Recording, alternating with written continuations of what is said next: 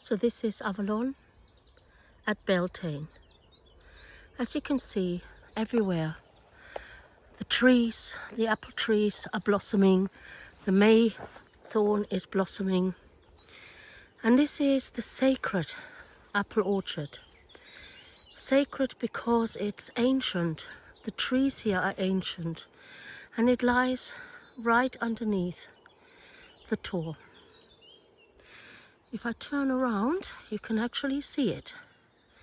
So this is our sacred apple orchard, and I've been coming here for almost 20 years, every time at May time, because it's so beautiful. And today is an absolutely glorious day. We are really, really lucky with the weather. It's almost the best spring since the spring of COVID, as I call it. And you can see, I'm sorry, I'm a bit out of breath, climbing and clambering, and you can see the hawthorn slowly opening, slowly bringing itself forward.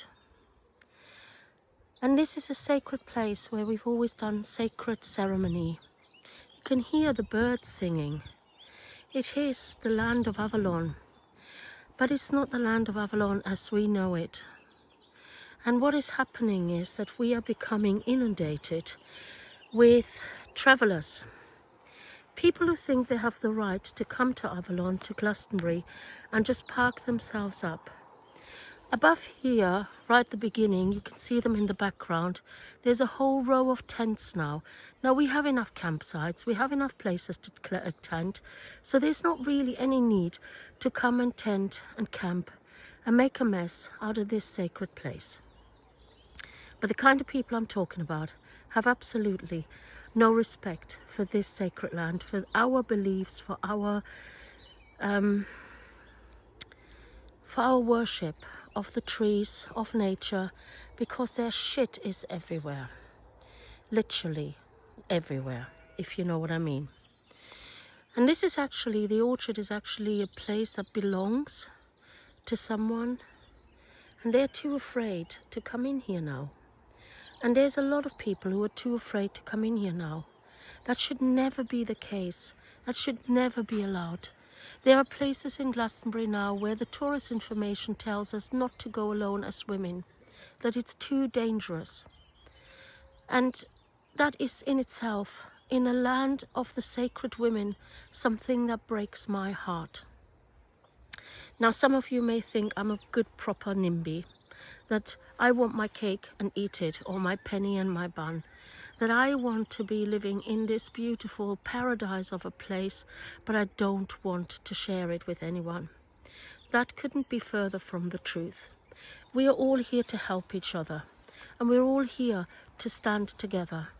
But there has to be a certain amount of respect and care for the land, for the people, and for everyone.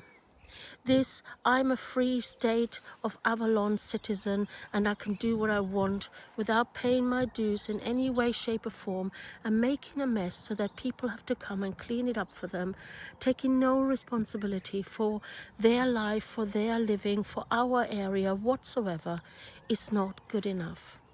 Now, Beltane is the time of the Kalonogariad, and the Kalonogariad is the heart of love, unconditional love.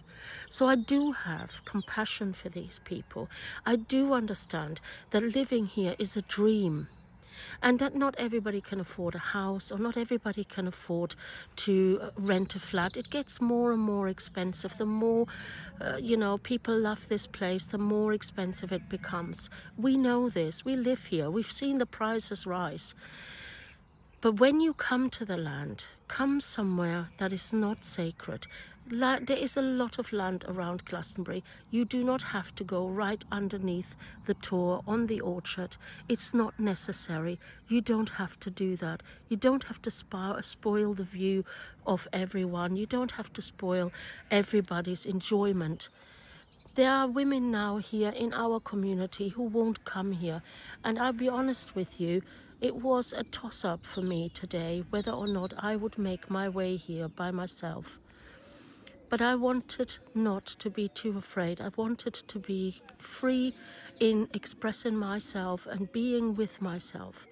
So this orchard, this sacred land, this our sacred land, must be kept clear of tents, of human shit, of needles, of little nitro oxygen canisters, etc., etc. There is no running water here.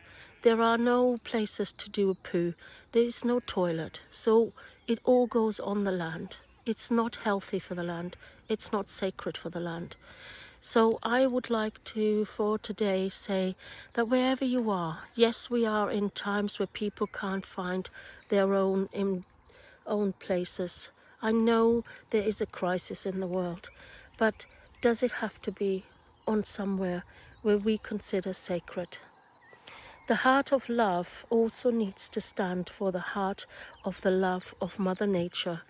And when we see injustice, when we see Mother Nature being harmed, when we see that she is being disrespected and treated like just so much rubbish, then we have to stand up and be counted.